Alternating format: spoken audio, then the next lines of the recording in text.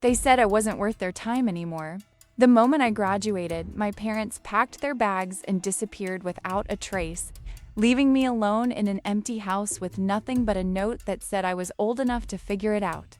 I was 18, freshly out of high school, with no money, no plan, and no family. They abandoned me like I was nothing, like 18 years meant nothing. I struggled through college working 3 jobs, lived in my car for months, ate ramen for dinner more times than I can count. Every birthday, every holiday, every milestone, I was alone. The pain of their abandonment never left me, but I survived. I built a life from nothing, worked my way up, and became someone I could be proud of. Years later, I received an invitation to my parents' high school reunion. They were being honored as distinguished alumni. They had no idea I'd be there. They had no idea what I'd become. When I walked into that reunion wearing my custom-tailored suit, carrying proof of everything I'd achieved, their faces went white. They thought they'd left behind a helpless teenager. They had no idea who I'd become. And what I revealed that night destroyed their perfect image forever. I remember the day they left like it was yesterday, even though 15 years have passed. Graduation day should have been one of the happiest moments of my life, but it became the worst. I walked across that stage, received my diploma, and searched the crowd for my parents. They were there, sitting in the back row, checking their phones, barely watching. I thought maybe they were just distracted, maybe tired. I had no idea what was coming. When I got home that evening, still wearing my graduation gown, the house felt different, too quiet, too empty. I called out for them, but no one answered. That's when I saw it, a single envelope on the kitchen table with my name written on it. My hands trembled as I opened it, and my world collapsed with every word I read. You're 18 now. You're an adult. We've done our duty raising you, and now it's time for us to live our lives. We're leaving. Don't try to find us. The house is rented, and the lease ends next month. Good luck. That was it. No, we love you. No, we're proud of you. No explanation beyond the cold, brutal facts. They were gone. I ran through the house, opening every door, checking every room. Their closets were empty. Their bathroom cleared out. Every photo album, every personal item gone. They'd planned this. While I was walking across that stage, believing my parents were proud of me, they were counting down the minutes until they could abandon me forever. I sank to the floor in their empty bedroom and cried until I had no tears left. How could they do this? What had I done to deserve this? I'd been a good daughter. I got good grades, stayed out of trouble, helped around the house. I wasn't perfect, but I wasn't terrible either. Yet they'd thrown me away like garbage the second I was legally an adult. The next month was a nightmare. I had exactly $347 in my savings account from my part-time job at the grocery store. The house lease ended, and I had nowhere to go. I tried calling my parents' cell phones, but the numbers were disconnected. I reached out to their friends, but everyone claimed they didn't know where they'd gone. Either they were lying, or my parents had cut everyone off. Would you do the same in my place? What would you do if your own parents abandoned you without warning? I ended up living in my beat-up Honda Civic for 3 months. I'd park behind the grocery store where I worked, using their bathroom to wash up before my shifts. I ate damaged goods that couldn't be sold. I did my laundry at laundromats, always choosing the cheapest, fastest cycle. I enrolled in community college because I'd already been accepted and had some financial aid, but it barely covered tuition. Books, supplies, food, gas. I was drowning, and I was doing it completely alone. Every night, lying in that back seat, I'd wonder where they were. Were they happy? Did they ever think about me? Did they feel any guilt at all? The abandonment hurt more than any physical pain I'd ever experienced. It was a constant ache in my chest, a wound that wouldn't heal. But somewhere in that pain, something else grew. Determination, anger, a burning need to prove them wrong, to prove I was worth something even if they didn't think so. If you're enjoying this story, don't forget to subscribe to the channel, give it a thumbs up, and comment what you would do in this situation. I worked 3 jobs while going to school full-time. Mornings at the grocery store, afternoons in the college library, evenings cleaning offices. I saved every penny I could. After 6 months, I finally scraped together enough for a security deposit on the cheapest room I could find, a tiny space in a house with 5 other people. Shared bathroom, no privacy, but it had a roof and a door that locked. It felt like a palace compared to my car. My college professors noticed my dedication. One of them, Dr. Martinez, pulled me aside after class one day and asked if I was okay. I broke down and told her everything, the abandonment, the struggle, the loneliness. She didn't pity me. Instead, she looked me in the eye and said, "You're stronger than you know. Use that strength." She helped me apply for additional scholarships, connected me with student services, and became the closest thing to family I had. Years passed. I transferred to a 4-year university on a full scholarship, majored in business administration, graduated with honors, but I didn't stop there. I worked my way up from an entry-level position at a marketing firm to junior executive, then senior executive, then director. Every promotion, every success, every achievement, I did it alone. No parents to call with good news. No family to celebrate with. Just me and the family I chose. Friends who became my real support system. By the time I turned 30, I was the vice president of marketing for a major corporation. I had money, I had respect, I had a life I'd built entirely on my own, but the pain of abandonment never completely disappeared. It lived in the hollow feeling I got on Mother's Day and Father's Day, in the way I'd freeze when someone asked about my family, in the dreams where I was 18 again, reading that note over and over. Leave me in the comments. Have you been through something similar? Then, about 6 months ago, something unexpected arrived in my heavy cream-colored envelope with elegant calligraphy. I opened it, curious, and found a formal invitation inside. My parents' high school was hosting a 50th reunion celebration, and they were being honored as distinguished alumni for their contributions to education and community service.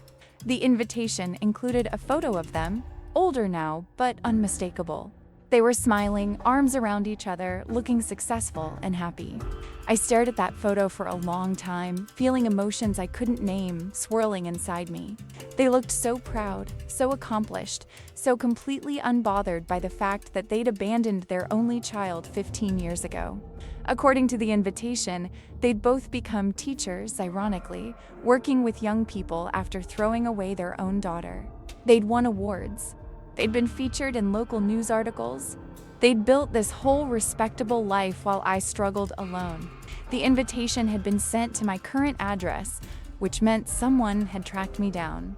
Probably the reunion committee doing research on alumni families. They had no idea what they'd uncovered. They probably thought they were doing something nice, including the daughter of these distinguished honorees.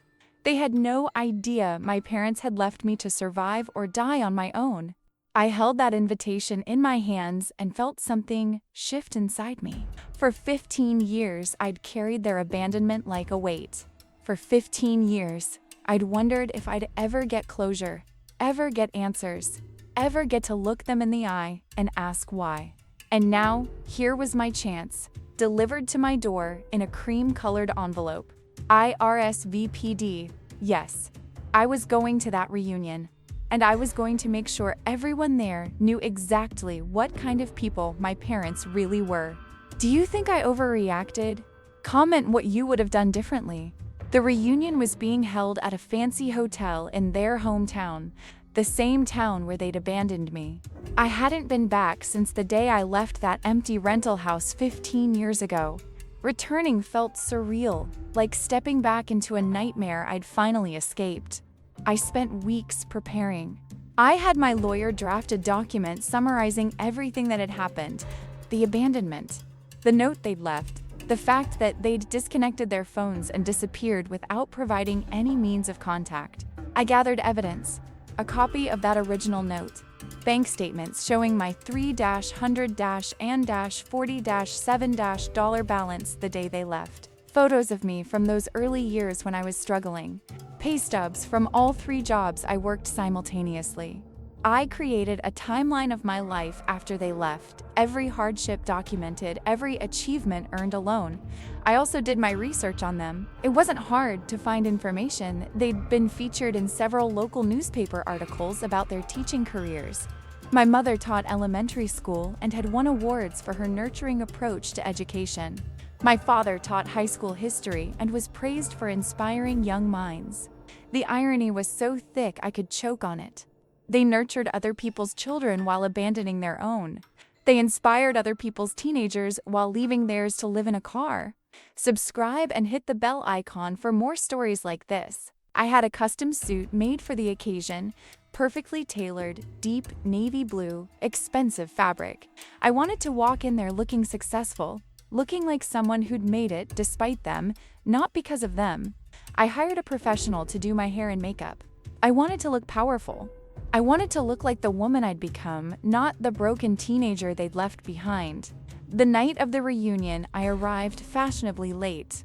The hotel ballroom was decorated in the school colors, with banners and balloons, and a slideshow playing on a large screen showing photos from 50 years of graduating classes. Music played softly. People mingled in small groups, laughing, catching up, reminiscing about the good old days. I stood in the doorway for a moment, scanning the crowd, and then I saw them. They were at the center of attention naturally, holding court with a group of former classmates. My mother wore a elegant dress and pearls. My father wore a suit and tie. They looked distinguished, respectable, beloved, everything they'd presented to the world for the past 15 years. They hadn't seen me yet. I watched them for a moment. These strangers who'd given birth to me and then thrown me away. My heart pounded. My hands trembled slightly. I felt the weight of 15 years of pain pressing against my chest. But I also felt something else. Power. Control. This was my moment. I walked into the room with my head held high, my expensive heels clicking against the floor. Conversations quieted as people noticed me, a stranger in their midst. Someone who clearly didn't belong to their graduating class. I walked straight toward my parents, watching as confusion crossed their faces when they saw me approaching. Recognition hit them at different moments. My mother's face went pale first, her mouth opening in shock. My father's expression shifted from confusion to something like fear. They knew exactly who I was, and they knew immediately that their carefully constructed image was about to crumble. Give it a thumbs up if you think I did the right thing. Hello, Mom. Hello, Dad. My voice carried across the room and the remaining conversations died completely. Everyone turned to stare. Surprised to see me? My mother stammered, trying to form words. What are you doing here? I received an invitation, I said calmly, pulling the cream envelope from my purse. To celebrate my parents being honored as distinguished alumni. I thought it was only appropriate that I attend. After all, I'm your daughter, the crowd murmured. People looked confused. One woman whispered, "They have a daughter?" They never mentioned. No, they wouldn't have, I interrupted, raising my voice that everyone could hear, because 15 years ago, on my high school graduation day, they abandoned me. They packed up everything they owned and left while I was at graduation. I came home to find this. I pulled out a copy of the note they'd left, enlarged and laminated so everyone could see. I held it up, and people nearby leaned in to read the cold, brutal words. I felt my face burning with shame, but this time it wasn't my shame, it was theirs. I was 18 years old, I continued, my voice steady despite the emotion roiling inside me.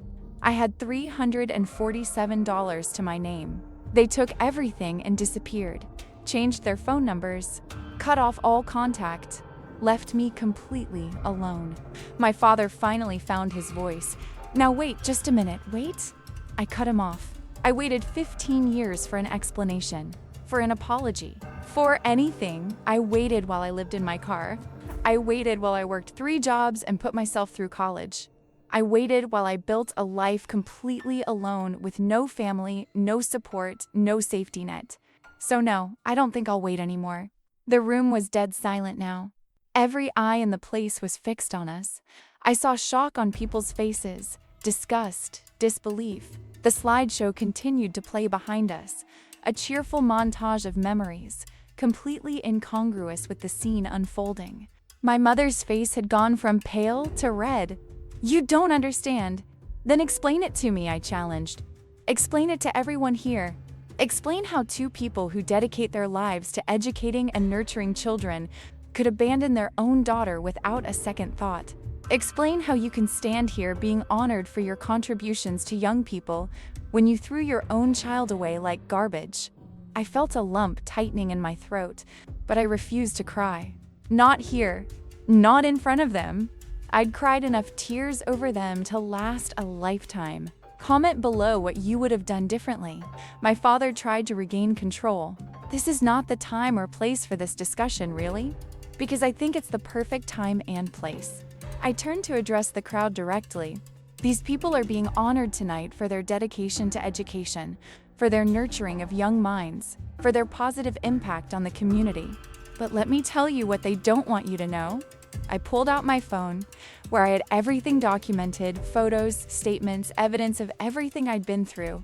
I projected it onto the hotel's screen, replacing the cheerful slideshow with my painful truth. Photos of me working at the grocery store, exhausted. My bank statement showing that $300-and-$40-7 balance. Documentation of the 3 jobs I worked. My college acceptance letters and scholarship applications. "I survived," I said, my voice growing stronger. "Not because of them, but despite them. I put myself through college. I worked my way up in my career. I became successful. And I did it all completely alone, carrying the weight of their abandonment every single day." The crowd's expressions had shifted from shock to anger, but not at me, at them. People were looking at my parents with disgust and disappointment.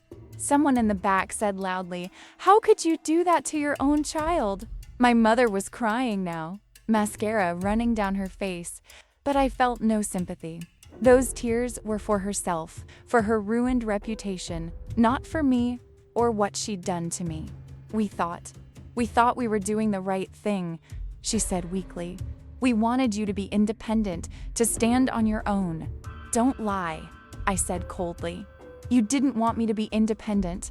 You wanted to be free of the responsibility of raising me. The moment I was legally an adult, you ran. You didn't teach me independence, you forced survival. There's a difference." My father tried one more time to defend himself. "We believed you were capable. You believed you'd done your minimum legal obligation and could finally live your lives without me in them," I corrected. "And you know what? You were right. I was capable. I survived. I thrived. But not because of your tough love or whatever you want to call it. I succeeded in spite of you, carrying the trauma of your abandonment every step of the way. Was I wrong to feel this way? Leave your thoughts in the comments." The reunion coordinator, a flustered woman in her 70s, approached nervously. "Perhaps we should take this somewhere private." "No," I said firmly. "These people are being honored tonight. The community should know who they're honoring. They should know the truth before they give awards to people who abandoned their own child." I turned back to my parents. "I came here tonight to give you something, the same thing you gave me 15 years ago. Closure. You wanted to be free of me? Congratulations, you are. I didn't come here asking for a relationship or reconciliation. I came here to make sure you understand the consequences of your actions. I came here to take away the one thing you seem to value, your reputation." My mother sobbed harder. My father's face was stone, but I could see the humiliation in his eyes. "Good. Let them feel a fraction of what I felt. I also came to give you this." I pulled out a final document and handed it to my father. It's a cease and desist letter from my attorney. "You are never to contact me, never to try to reach out, never to claim any relationship with me. You wanted me out of your lives? Now I want you out of mine, permanently." He took the document with shaking hands. "And one more thing," I added. "I've established a scholarship fund at my alma mater for students who've been abandoned or disowned by their families. It's fully funded by my own earnings money I made entirely on my own, with no help from anyone. The scholarship is called the Second Chance Fund. and it will help students who find themselves in the situation you left me in. So while you get honored for teaching other people's children, I'm actually helping the children who need it most." The crowd burst into spontaneous applause. Several people approached me, telling me they were proud of me, that I'd done the right thing, that my parents should be ashamed. The reunion coordinator announced that the award ceremony was being canceled. People began leaving, many stopping to shake my hand or hug me on their way out. If you're enjoying this story, don't forget to subscribe to the channel, give it a thumbs up, and comment what you would do in this situation. My parents stood there isolated, as their former classmates avoided them or glared at them with disgust. Their perfect evening, their moment of honor, had turned into their public humiliation.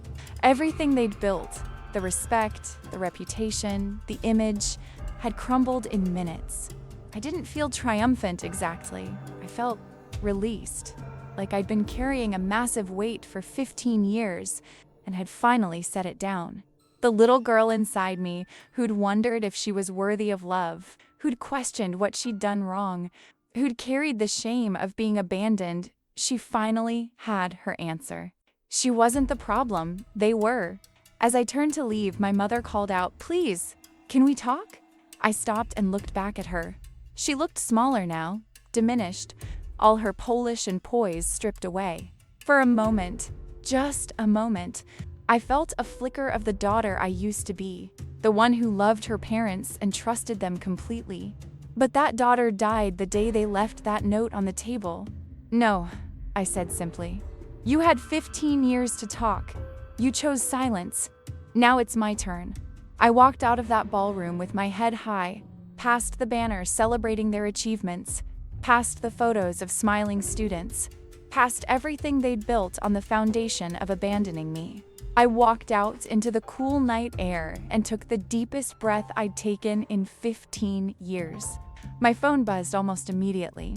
Text messages from people I hadn't talked to in years, old classmates, former neighbors, people who'd known my family. They'd heard what happened, probably through social media already. The messages were supportive, shocked, angry on my behalf. The story was spreading. Over the next few days, it spread further. Someone had recorded part of my confrontation and posted it online. It went viral. People shared their own stories of family abandonment in the comments. News outlets picked it up. My parents' school district launched an investigation. Turns out, abandoning your child while promoting yourself as a nurturer of children is a pretty bad look for educators. Leave me in the comments. Have you been through something similar? My father ended up taking early retirement. My mother was put on administrative leave while the district reviewed her case. They lost their award. They lost their reputation. They lost the respect they'd spent 15 years building. And me? I started receiving hundreds of messages from people thanking me for speaking out, for bringing attention to the trauma of family abandonment. The scholarship fund I'd mentioned? It received donations from strangers all over the country. What I'd planned as a modest fund turned into something substantial, something that could help dozens of students every year. I also started going to therapy, something I'd avoided for years because I thought I dealt with it all on my own. Turns out there were layers of trauma I hadn't even begun to process.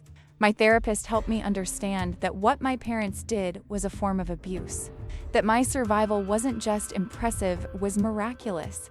She helped me see that the little girl who'd been abandoned deserved compassion, not just the driven woman I'd become. The reunion happened in April. It's October now, and I'm still processing everything. Some days, I feel strong and vindicated. Other days, I feel the old grief, the old questions, the old pain. Healing isn't linear. It's messy and complicated and ongoing.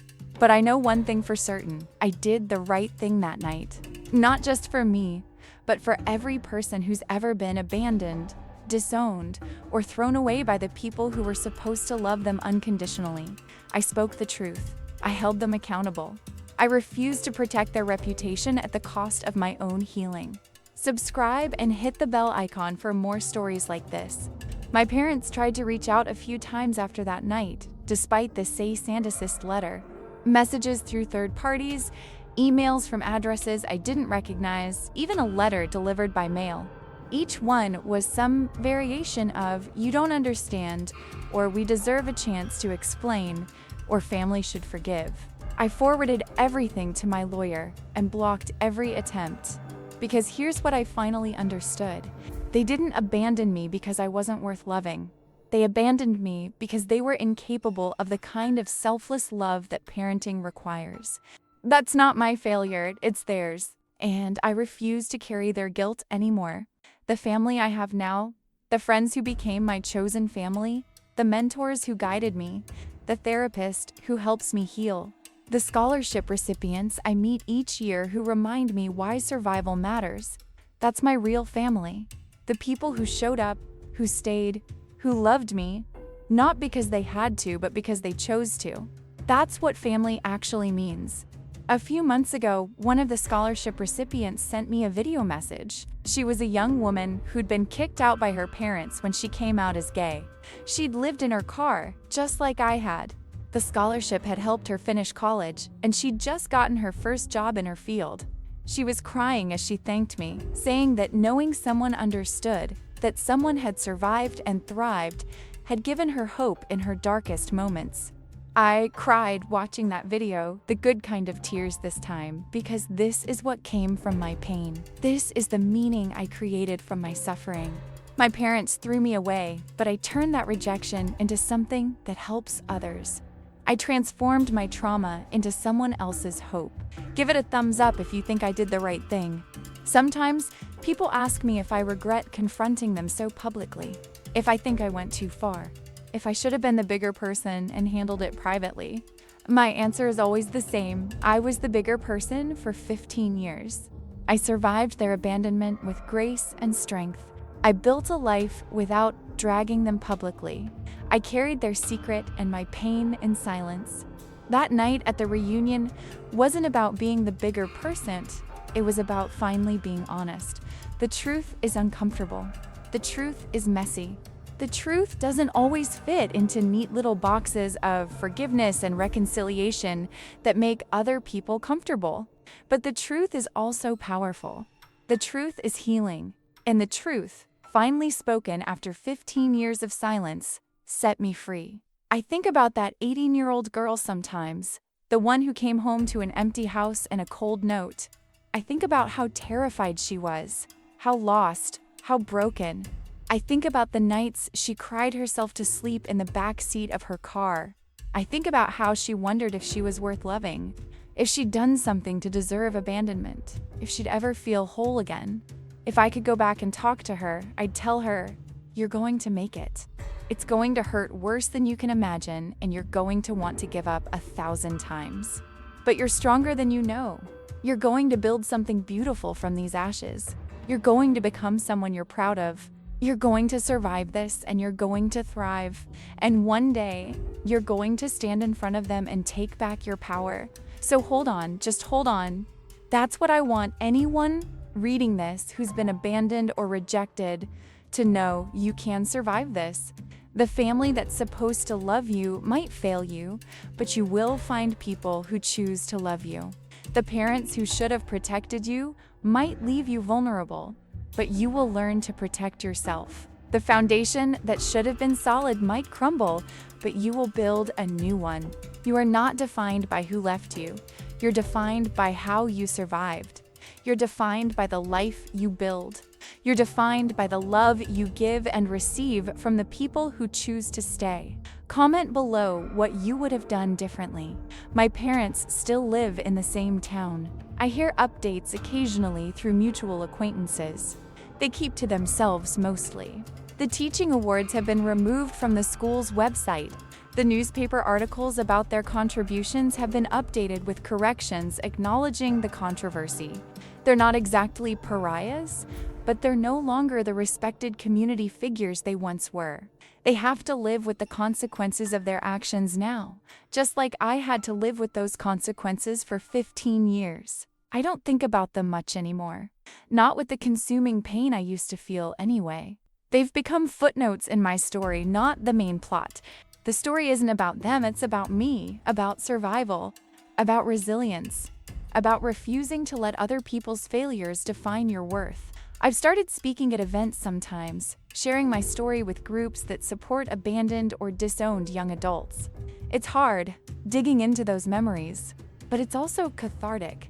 Every time I speak, someone approaches me afterward with tears in their eyes, saying thank you for putting words to my experience, or I thought I was the only one, or your story gave me hope. That's why I keep doing it. That's why I keep talking about the painful parts. Because silence protects the people who hurt us. Silence allows them to maintain their reputations while we carry the shame of their actions. But speaking up, telling the truth, refusing to protect them at our own expense, that's how we heal. That's how we help others heal. That's how we change the narrative from what's wrong with me to what's wrong with what they did. The scholarship fund continues to grow.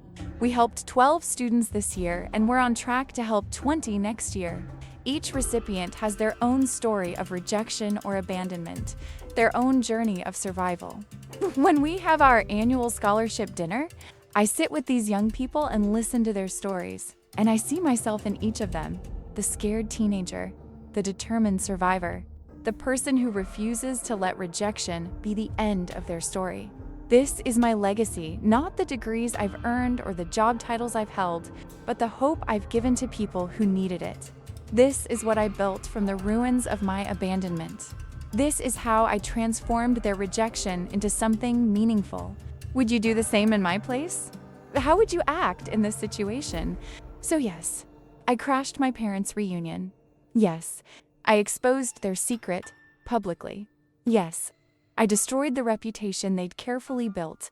And no, I don't regret it. Not for a second, because they had a choice 15 years ago. They could have continued being parents, supporting their adult daughter as she transitioned to independence.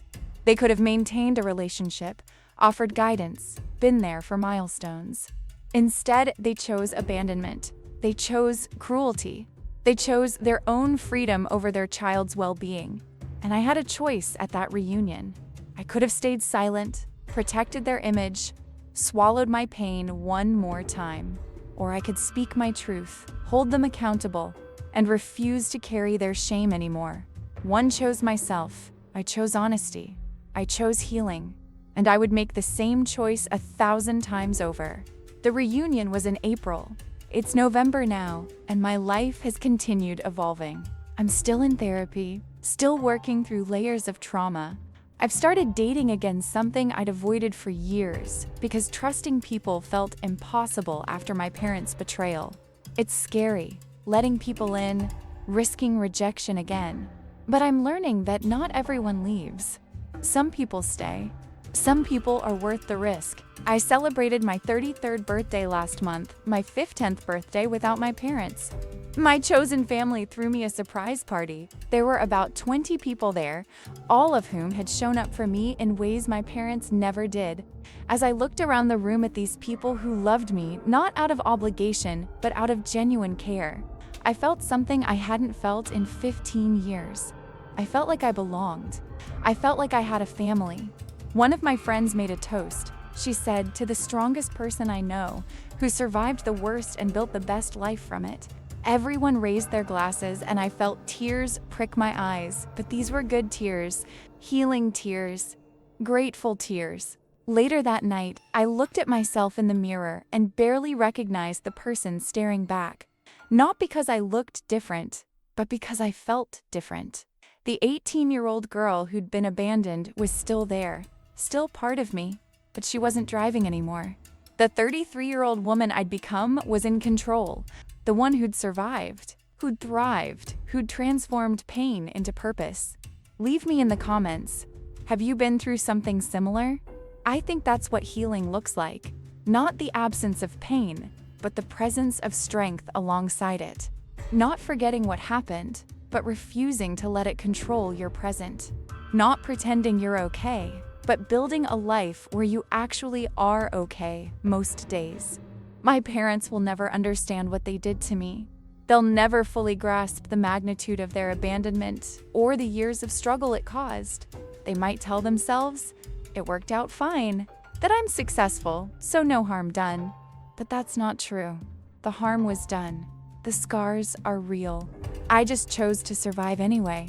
And that's my message to anyone who's been abandoned, rejected, or cast aside by the people who are supposed to love them. Your survival is not evidence that what they did was okay. Your strength is not proof that their cruelty was justified. You survived despite them, not because of them. And your success doesn't erase their failure. So speak your truth. Hold them accountable. Don't protect their reputation at the cost of your healing. Don't carry their shame. Don't make yourself small to make them comfortable. Stand tall in what you survived. Stand proud in what you built. Stand firm in the truth of your experience. Because they might have left you, but you found yourself. They might have abandoned you, but you built a family. They might have broken your heart, but you learned that broken hearts can heal, and healed hearts are stronger than ones that never broke. That's what I learned from crashing my parents' reunion. That's what I learned from speaking my truth. That's what I learned from choosing myself over protecting them. And if you're still carrying the weight of someone else's rejection, still wondering if you're worthy of love, still questioning what you did wrong, let me tell you, you did nothing wrong. You are worthy.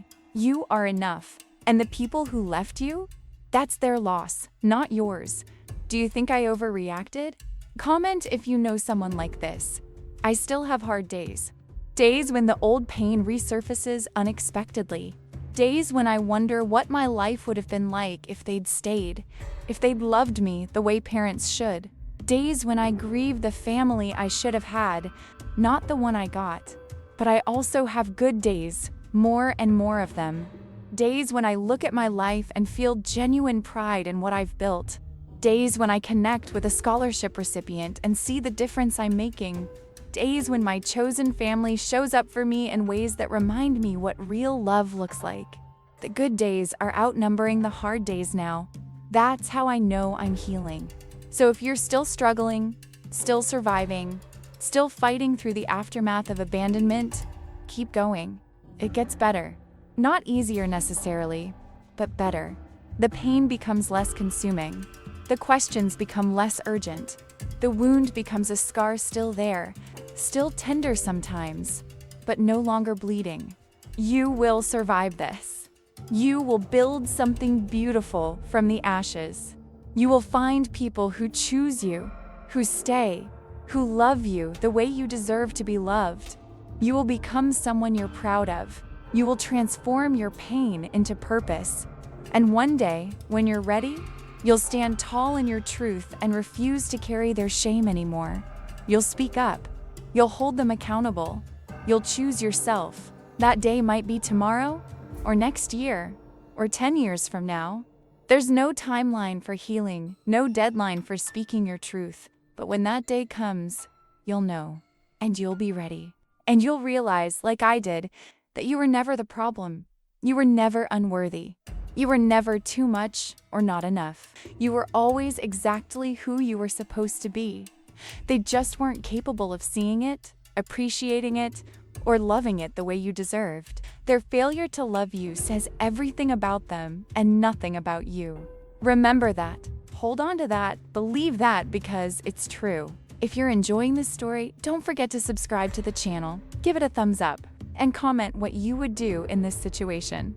I walked out of that reunion 6 months ago a different person than the one who walked in. I walked in carrying 15 years of pain, shame, and unanswered questions. I walked out having left all of it at their feet where it belonged. I walked out lighter, freer, more myself than I'd been in years. That night didn't erase the trauma. Tentor novamente, zero continuerit, didn't undo the damage. It didn't give me back the 15 years I spent struggling alone, but it gave me something else: closure, power, the final word in a story they thought they'd already finished. They wanted to abandon me and move on with their lives like I never existed. They wanted to build their respectable careers and reputations without the inconvenience of acknowledging what they'd done. They wanted to be celebrated as people who dedicate their lives to young people while hiding the fact that they'd thrown away their own child. But I didn't let them. I showed up. I spoke up. I made sure the truth came out, no matter how uncomfortable it made everyone in that room. And that's the thing about truth. It's powerful. It's inconvenient. It refuses to stay buried just because people want to forget. It demands to be acknowledged. And when you finally speak it after years of silence, it changes everything. The weeks after the reunion were chaotic. My phone wouldn't stop ringing. Journalists wanting interviews, talk shows extending invitations, people from my past reaching out. I declined most of it. This wasn't about becoming famous or getting attention. This was about healing. This was about justice. This was about making sure one more person who'd been abandoned knew they weren't alone. But I did agree to one interview with a podcast that focuses on family estrangement and healing. I wanted to reach the people who needed to hear that they could survive abandonment, that speaking their truth was okay, that they didn't owe their abusers protection or forgiveness. The episode went live 3 months ago, and I still get messages from listeners who heard their own story in mine. People who've been disowned for their sexuality, their religion, their life choices. People who've been abandoned for aging out of the foster system, for refusing to stay in abusive situations, for setting boundaries their families couldn't respect. People who thought they were alone in their pain. That's why I keep talking about it even when it's hard. That's why I continue sharing my story. Because every person who feels less alone makes everything I went through worth it. Subscribe and hit the bell icon for more stories like this. My career has continued flourishing. I was promoted to senior vice president 2 months ago. The irony isn't lost on me. I've achieved more professionally than my parents ever did, and I did it without anyone's help. Every success feels like another quiet victory, another piece of evidence that I was always enough, always worthy, always capable. But I've also learned that success isn't just about career achievements or financial stability. Success is also waking up and feeling okay. Success is having people in your life who genuinely care about you. Success is healing enough to let new people in. Success is transforming your trauma into something that helps others. By those measures, I'm more successful than I ever imagined I could be. I'm dating someone now, a man I met through mutual friends 6 months ago. He knows my story.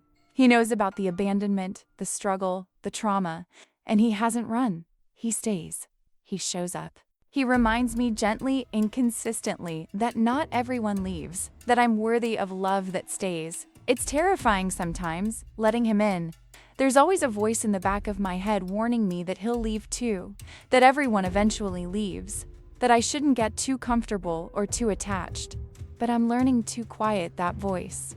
I'm learning that my parents' abandonment taught me how to survive, but it doesn't have to teach me how to live. I get to choose what I believe about love and relationships and trust.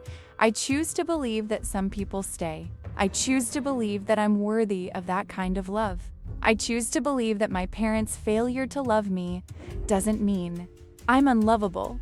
It means they were incapable of the kind of love I deserved. That's a hard-won belief. It didn't come easily, but I'm holding on to it. Give it a thumbs up if you think I did the right thing. Last month, I received a letter. Not from my parents. They've finally stopped trying to contact me, but from one of their former colleagues, a teacher who'd worked with my mother for several years. The letter was apologetic and heartfelt. She wrote that she'd heard what happened at the reunion, had done some digging, and felt compelled to reach out. She told me that my mother used to talk about her difficult family situation at work, implying that she had an ungrateful adult daughter who'd cut them off, who'd refused their attempts to maintain a relationship. My mother had painted herself as the victim, the loving parent rejected by an unreasonable child. She'd told people I was troubled, that I'd made accusations against them that weren't true. They'd tried everything to reconnect, but I wouldn't allow it. Reading that letter, I felt a fresh wave of anger. Not only had they abandoned me, but they'd spent years lying about it, rewriting history to make themselves look good. They'd made me the villain in a story where I was the victim. They'd manipulated people's sympathy while continuing to hurt me with their lies. But the teacher's letter continued. She wrote that after hearing my side, after seeing the evidence I'd presented at the reunion, she felt sick about how easily she'd believed their version. She apologized for not questioning their story, for not considering that there might be another side. She said she'd confronted my mother about the lies, and my mother had broken down, finally admitting the truth. According to this teacher, my mother claimed they'd been young when they had me barely out of college themselves, had never really wanted children. They'd done their duty raising me, but they'd been miserable. The moment I turned 18, they decided they deserved to live the lives they'd always wanted, without the burden of parenthood. They'd convinced themselves I'd be fine, that I was resilient and capable, and that cutting ties was the kindest thing for everyone. The kindest thing. For everyone. Reading those words, I almost laughed. There was nothing kind about what they did. Nothing kind about abandoning an 18-year-old. Nothing kind about changing their numbers and disappearing. Nothing kind about lying to people for years afterward, making me out to be the problem. But in a twisted way, that letter gave me something valuable. Confirmation that my confrontation had shattered their carefully constructed lies. People who'd believed them, who'd sympathized with them, now knew the truth. The foundation of deception they'd built their respectable lives on had crumbled, and they had to live with that. Comment below what you would have done differently. The teacher ended her letter by saying she'd started a conversation at their school about supporting students who might be dealing with family abandonment or estrangement. She said my story had opened her eyes to something she'd never really considered, that some students might be surviving entirely on their own, without family support, and might need extra help. She thanked me for speaking up, even though it must have been incredibly painful. I wrote back, I thanked her for the apology and for taking action to help students who might be in situations like mine. I told her that while the letter about my parents' justifications was hard to read, it also brought clarity. I'd spent years wondering if maybe I'd misunderstood, if maybe they'd had good reasons I couldn't see. But no, they'd simply decided they didn't want to be parents anymore, and they'd chosen themselves over me. It was exactly as cruel and selfish as it seemed. Sometimes the truth is just that simple. Sometimes there isn't a deeper explanation or a sympathetic backstory. Sometimes people are just selfish. Sometimes parents fail their children for no better reason than they don't want to be inconvenienced anymore. Accepting that has been part of my healing. Accepting that there was no secret reason. No justification that would make it make sense. No explanation that would ease the pain. They simply didn't want me anymore. And while that truth is brutal, it's also liberating, because it means I can stop searching for answers that don't exist. I can stop wondering what I did wrong. I can stop trying to understand the incomprehensible. They made a choice. It was a terrible, selfish, cruel choice. But it was their choice, not my fault. The scholarship dinner was last week. 23 students this year, more than we'd ever helped before. Each one stood up and told their story.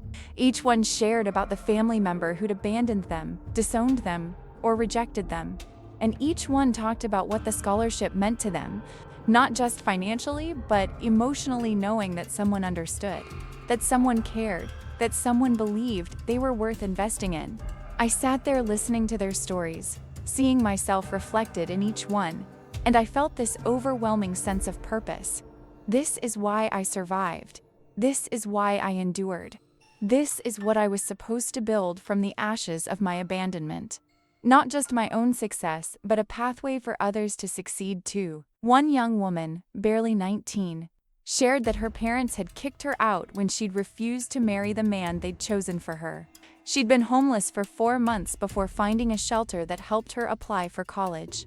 Our scholarship was covering her tuition and books, and she was studying to become a social worker, wanting to help other young people in crisis. She looked directly at me when she finished her speech and said, "Thank you for turning your pain into my opportunity. Thank you for surviving so that I could too." I cried. Right there in front of everyone, I cried. Because that's exactly what I'd done. I'd survived. And my survival had created space for others to survive too. My refusal to give up, to let my parents' abandonment define me, had become a light for others walking through similar darkness. That's generational healing right there. That's breaking cycles. That's transforming trauma into hope. Leave me in the comments. Have you been through something similar? As I drove home from the scholarship dinner, I thought about that 18-year-old girl again, the one who'd read that note and thought her life was over. If I could talk to her, I'd tell her so much more now. I'd tell her about this night, about the students she'd help, about the life she'd build. I'd tell her that the pain she's feeling won't last forever, that it will transform into something meaningful. I'd tell her that the parents who abandoned her will face consequences eventually. That truth has a way of coming out. That people who build their lives on lies always get exposed eventually. That she won't have to carry their secret forever. I'd tell her that she'll find family, real family, in the most unexpected places. That she'll meet people who choose her, who stay, who love her not despite her damage but including it. That she learned the difference between family by blood and family by choice, and that the latter is often stronger. I'd tell her to hold on, to keep fighting, to survive one more day, and then another, and then another. Because those days add up. Those days become weeks, then months, then years. And eventually, those days become a life worth living. Most of all, I'd tell her that she's not alone. That millions of people have been abandoned, rejected, disowned, or cast aside by the families who were supposed to love them. That her pain is valid. That her anger is justified. That her grief is real. And that despite all of it, she can build something beautiful. But I can't talk to that 18-year-old girl. She exists only in memory now, and the past I can't change. What I can do is talk to the 18-year-olds living through it right now. The ones reading this story, hearing their own experience reflected back at them. The ones wondering if they'll survive, if it gets better, if the pain will ever stop being so consuming. So if that's you, if you're living through abandonment right now, if you're surviving in your car or on a friend's couch or in a shelter, if you're wondering how you'll make it through another day, let me tell you, you will survive this. It won't be easy. It won't be fair. It will hurt worse than you can imagine. But you will make it through. And one day, you'll look back at this moment from a life you've built entirely on your own, surrounded by people who chose to stay, doing work that matters. And you'll realize that you didn't just survive. You transformed your pain into power. You turned your trauma into purpose. That's what I did. That's what you can do too. Do you think I overreacted? Comment if you know someone like this. 6 months ago, I walked into that reunion not knowing what would happen. I knew I wanted to confront them, wanted them to face consequences, wanted the truth to come out. But I didn't know if it would work. I didn't know if anyone would believe me. I didn't know if speaking up would bring healing or just more pain. Now, 6 months later, I have my answer. Speaking up was the best thing I could have done. Not just for me, but for everyone who needed to hear that story. For every person who's been abandoned and told to keep quiet about it. For every person who's been made to feel like their pain doesn't matter.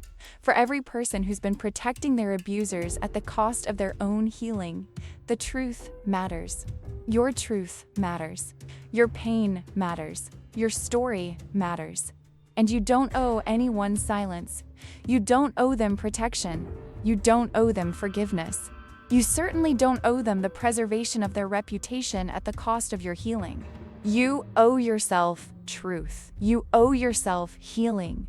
You owe yourself the chance to speak your experience and be believed. You owe yourself justice. That's what I claimed that night at the reunion. Justice, not revenge, though some people might see it that way. Justice, the natural consequence of their actions finally catching up to them. The truth they'd tried to bury finally coming to light. The daughter they'd abandoned finally refusing to carry their shame. And it felt good. Not in a petty, vindictive way, but in a deep, soul-satisfying way. Like something that had been misaligned for 15 years finally clicked into place. Like a weight I'd carried for so long was finally lifted. Like I could finally breathe fully for the first time in years. That's what speaking your truth does. That's what refusing to protect your abusers does. That's what choosing yourself does. It sets you free. My parents wanted me to disappear from their lives quietly, conveniently, permanently. They wanted to move on as if I'd never existed. as if 18 years of parenthood had never happened. They wanted their freedom without consequences. But I didn't disappear. I survived. I thrived. I built a life. And then I showed up and reminded them that actions have consequences, that children grow into adults who remember that you can't just erase someone from your life and expect them to stay erased. I showed up wearing my success like armor, carrying my truth like a weapon, and I took back every ounce of power they'd tried to take from me, and I'd do it again in a heartbeat. If you're enjoying this story, don't forget to subscribe to the channel, give it a thumbs up, and comment what you would do in this situation. So here's what I want you to take from my story. You are not defined by who left you. You're not defined by who rejected you, who abandoned you, who decided you weren't worth their time or love or effort. You're defined by how you survived. You're defined by what you built from the ruins they left behind. You're defined by the person you became despite them, not because of them. Your parents might have abandoned you. Your family might have disowned you. The people who were supposed to love you unconditionally might have attached cruel conditions to their love. But that doesn't mean you're unlovable. It means they were incapable of the kind of love you deserved. There's a difference, a crucial difference. And understanding that difference changes everything. I spent years thinking something was wrong with me, that I must have been a difficult child, a burdensome teenager, an ungrateful daughter, that I must have done something to deserve abandonment, that if I'd just been different, better, easier, or maybe they would have stayed. But that's not true. I was a normal kid. I had normal teenage moments. I wasn't perfect, but I wasn't terrible. I didn't deserve abandonment. No child does, ever. They left because of who they were, not because of who I was. They left because they were selfish and immature and incapable of the lifelong commitment that parenthood requires. They left because they chose themselves over their child. That's on them, all of it. And once I truly understood that, once I stopped carrying their guilt and their shame and their failure, I was free, really free. For the first time since I read that note 15 years ago, I was free.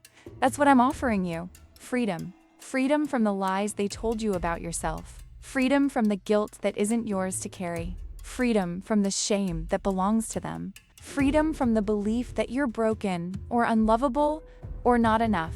You are enough. You always were. They just weren't capable of seeing it. Was I wrong to feel this way? Leave your thoughts in the comments. My life now looks nothing like I imagined it would when I was 18. I'd pictured traditional family gatherings, my parents at my college graduation, family vacations, Sunday dinners. I'd pictured the kind of normal family life that most people take for granted. I don't have that. I'll never have that. That loss is real, and some days it still hurts. But what I have instead is something I never could have imagined. A chosen family who shows up consistently and authentically. A career I built entirely on my own merit. A scholarship fund that helps students who need it most. A voice that reaches people who feel alone in their pain. A strength I never knew I had. A life I'm genuinely proud of. Is it the life I would have chosen if given the option? No. I'd choose to have parents who loved me, who stayed, who supported me through my adult life. I'd choose not to have experienced the trauma of abandonment. I'd choose the easier path, but I wasn't given that choice. I was given abandonment and had to build from there. And what I built, despite the pain, despite the struggle, despite everything, is pretty damn remarkable. That's not arrogance. That's hard-won self-recognition. That's finally being able to look at myself and say, you did well. You survived something that could have destroyed you, and you built something beautiful from it. You should be proud, and I am proud, not every day. Some days I'm still angry. Some days I'm still sad. Some days the old grief rises up and reminds me of everything I lost. But most days, now, I'm proud. Proud of the scared 18-year-old who didn't give up when she easily could have. Proud of the woman in her 20s who worked herself to exhaustion to build a better life. Proud of the woman I am now who can stand in her truth and speak it clearly. Who can help others while still helping herself heal. Who can love again despite being taught that love leaves? That's what surviving looks like. That's what thriving looks like. That's what transformation looks like. And if you're still in the surviving phase, still fighting for each day, still wondering if it gets better, it does. Not because the pain magically disappears, but because you get stronger. You build coping skills, you find your people. You create meaning from the suffering. You transform from victim to survivor to thriver. It's a journey, a long one, an ongoing one, but it's worth it. You're worth it. Subscribe and hit the bell icon for more stories like this. The reunion was 6 months ago, but the story doesn't end there. It never really ends. Healing isn't a destination you reach and then you're done. It's an ongoing process, a daily choice, a continual practice. Some days are easier than others. Some days I wake up feeling strong and confident and completely healed. Other days, something unexpected triggers the old pain. A commercial about family, a holiday that emphasizes being with parents, someone casually mentioning their mom or dad, and I'm right back in that 18-year-old's pain, feeling the fresh sting of abandonment. But here's what's different now. The pain doesn't consume me anymore. It visits, but it doesn't stay. It surfaces, but it doesn't drown me. I've learned to acknowledge it, sit with it, let it move through me, and then let it go. That's healing. Not the absence of pain, but the ability to coexist with it without being destroyed by it. I've also learned to be gentle with myself on the hard days, to recognize that having triggers doesn't mean I haven't healed. It means I went through something traumatic, and trauma leaves marks. Those marks don't make me broken. They make me human. They tell the story of what I survived. My therapist calls them battle scars, evidence of wars fought and won, proof of strength, not weakness. I'm learning to see them that way too. The scholarship fund continues to expand. We're in talks with several other organizations about partnerships that would allow us to help even more students. What started as my personal act of transformation has become something bigger than me, a movement, almost, of people who believe that abandonment doesn't have to be the end of the story.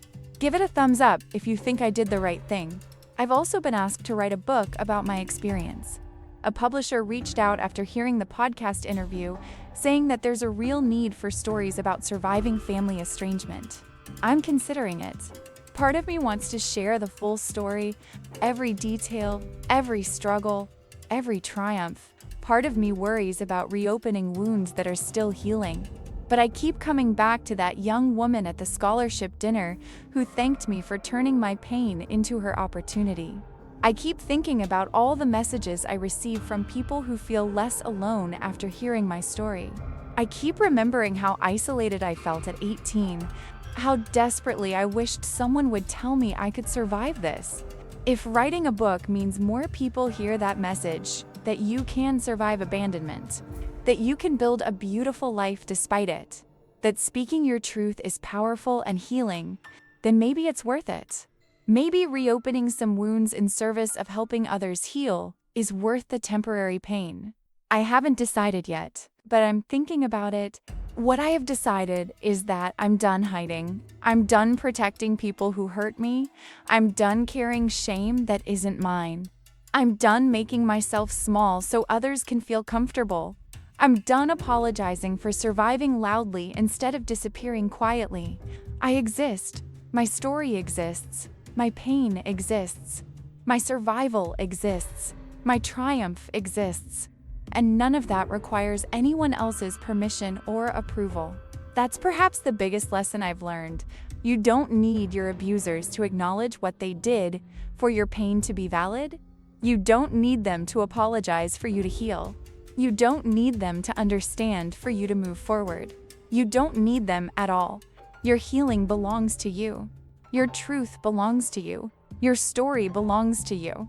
They wrote the beginning of your story, the abandonment, the rejection, the pain. But you get to write the middle and the end. You get to decide what comes next. You get to choose how you respond, how you heal, how you move forward. I chose confrontation. I chose truth-telling. I chose public accountability. That was right for me. But your choice might be different. Your healing might look different. And that's okay. There's no single right way to heal from abandonment. There's only your way. Whatever you choose it for yourself, not for them. Not for what will make them comfortable or maintain their reputation or preserve their relationships. For you, for your healing, for your peace. Comment below what you would have done differently. It's been 15 years since they left that note on the table. 15 years of surviving, struggling, building, healing. 15 years of transforming from a broken 18-year-old into a woman I'm proud of. 15 years of learning that family isn't always blood, that love doesn't always come from parents, that you can create your own foundation when the one you were born into crumbles. If I could go back and prevent it all from happening, would I? That's a question I've asked myself 1,000 times. The easy answer is yes. Of course, I'd choose not to be abandoned, not to struggle, not to experience that particular trauma. But the complicated answer is, I don't know. Because erasing that experience would erase everything I built from it. It would erase the strength I developed, the compassion I learned, the scholarship fund, the students I've helped, the person I became through surviving. It would erase some of the best parts of who I am now. That doesn't make what they did okay. It doesn't justify their abandonment. But it does mean that I've successfully transformed something terrible into something meaningful. I've taken their rejection and used it as fuel to become someone who helps prevent others from feeling as alone as I did. That's alchemy, that's magic. That's the kind of transformation that only comes from walking through fire and choosing to grow rather than burn. So, no, I don't wish it hadn't happened. I wish it had happened differently. I wish I'd had parents who stayed, who loved me, who supported me. But since that wasn't my reality, I'm glad I responded the way I did. I'm glad I survived. I'm glad I built something from the ruins. I'm glad I eventually stood up and spoke my truth. I'm glad I crashed that reunion. Because in doing so, I didn't just get revenge or justice or closure, though I got all of those things. I got my power back. I got my voice back. I got my self-worth back. I stopped being the abandoned daughter in the story and became the powerful woman who refused to stay silent. That shift changed everything. Leave me in the comments, have you been through something similar? As I finish writing this, as I look back over 15 years of survival and 6 months since the confrontation, I feel something I haven't felt in a long time: peace. Not the absence of pain or struggle or hard days, but genuine peace with my story. All of it. The abandonment, the struggle, the survival, the confrontation, the aftermath. All of it. It's my story. It's messy and painful and triumph and transformation all tangled together. It's uniquely mine, and I'm finally okay with that. To anyone reading this who's been abandoned, your story is yours too. However messy, however painful, however ongoing, it's yours. And you get to decide what it means, how you tell it, what you do with it. You can choose silence, or you can choose to speak up. You can choose private healing or public confrontation. You can choose forgiveness, or you can choose boundaries. You can choose to maintain family connections, or you can choose to walk away completely. There's no right answer except the one that's right for you. Trust yourself. Trust your instincts. Trust that you know what you need better than anyone else does. And know this: whatever they told you about yourself when they left, rejected, or abandoned you, it wasn't true. You weren't too much or not enough. You weren't the problem. You weren't unlovable. You were and are exactly who you're supposed to be. They just weren't capable of appreciating it. Their failure is not your failure. Their inability to love you properly is not evidence of your unworthiness. Their choice to leave is not proof that you weren't worth staying for. You were always worth it. You still are. You always will be. And one day, maybe not today, maybe not this year, but one day you'll fully believe that. You'll look in the mirror and see not the person who was abandoned, but the person who survived, the person who thrived, the person who transformed pain into power. That day is coming. Keep going until you reach it. I promise you, it's worth the journey. And when you get there, when you finally stand in your full power and speak your full truth, you'll understand what I felt walking out of that reunion. Freedom. Complete, hard-won freedom. That's what I wish for you. That's what I wish for everyone who's ever been abandoned, rejected, or cast aside by the people who were supposed to love them unconditionally. Freedom from their judgments. Freedom from their shame. Freedom from their version of events. Freedom from their power over your sense of self. Just freedom. You deserve it. You've always deserved it. And one day, you'll claim it. When you do, remember this story. Remember that someone else walked this path before you. Remember that survival is possible. Remember that speaking your truth is powerful. Remember that you're not alone. And remember that the people who abandoned you don't get to write the end of your story. Only you do. So write something beautiful. Write something powerful. Write something true. Write yourself free. The end final message. Never underestimate the strength of someone who survived abandonment. We learned early that we're on our own, that we can't rely on the people who should be most reliable, that survival depends entirely on ourselves. That lesson, as painful as it was to learn, made us resilient in ways most people never need to be. We're survivors, fighters, builders of lives from nothing. And when we finally speak our truth, when we finally stop protecting the people who hurt us, when we finally claim our power, there's no stopping us. Abandonment taught us that we don't need anyone's validation or permission to exist fully and powerfully. It taught us that our worth is inherent, not given by others. It taught us that family is chosen, not just inherited. Those are hard lessons, learned through terrible pain. But they're also liberating lessons. They set us free to become exactly who we're meant to be, without the weight of others' expectations or judgments. If you've been abandoned, know this. Their leaving doesn't define you. Your surviving does. Your thriving does. Your refusal to let their rejection destroy you does. You are stronger than you know, braver than you think, more resilient than they ever gave you credit for. And one day, you'll look back and realize that their worst decision, abandoning you, became the catalyst for your greatest transformation. Hold on, keep going. Your story isn't over. The best chapters are still ahead.